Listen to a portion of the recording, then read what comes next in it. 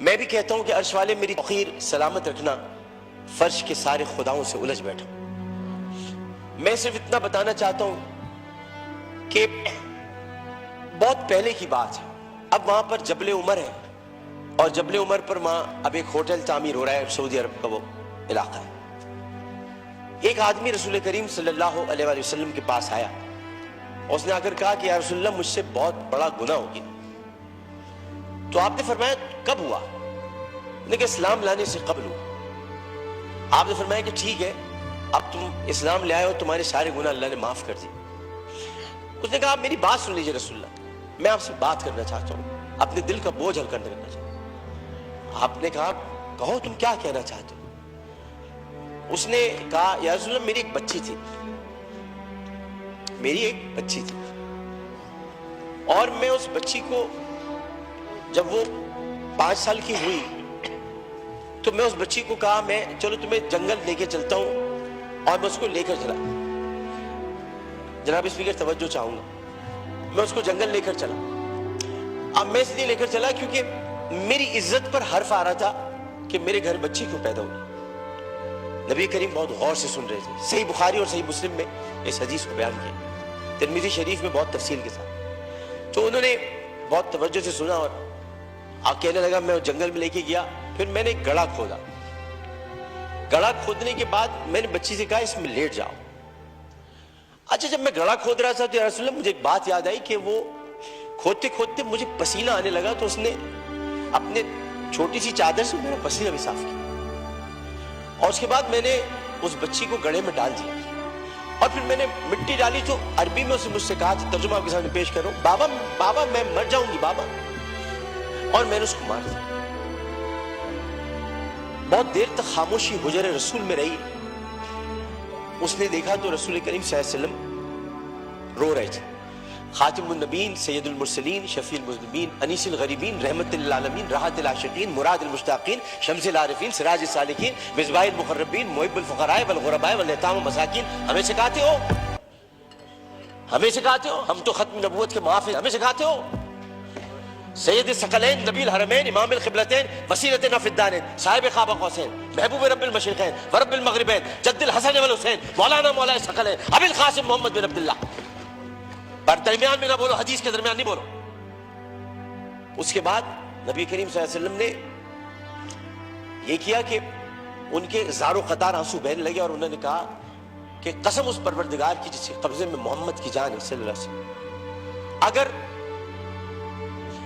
تو اسلام نہ لاتا تو میں تجھے سر عام سب کے سامنے تیری گردن اڑاتا۔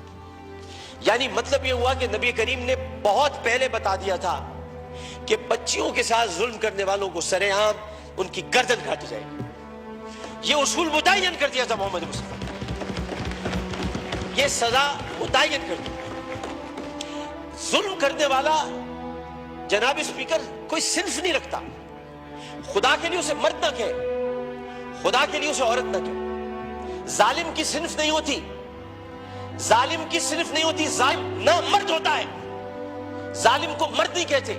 میرے بھائی نے کہا ہے فیصل بانڈے نے میں نامرد بنا دوں گا، ارے وہ تو ہے ہی نامرد، جو عورتوں کی عزت لوٹتے انہیں کیا نامرد بناؤ، وہ تو ہے ہی نامرد۔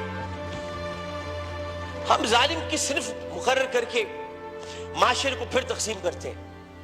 ہمیں کسی کی صنف مقرر نہیں کرنی، ہمیں صرف اور صرف قرآن اور سنت کے مطابق ان سزاؤں کا احیا کرنا ہے جن کی ضرورت ہے۔ بحث ہمیں یہ کرنی ہے کہ انسانیت کی تزلیل ہوئی، بحث ہمیں یہ کرنی ہے کہ ہم کیا کر رہے ہیں، بحث ہمیں یہ کرنی ہے کہ اگر ہم ریاست مدینہ کے دعوے دار ہیں تو ریاست مدینہ میں اگر ایسا واقعہ ہوتا تو ہم کیا کرتے۔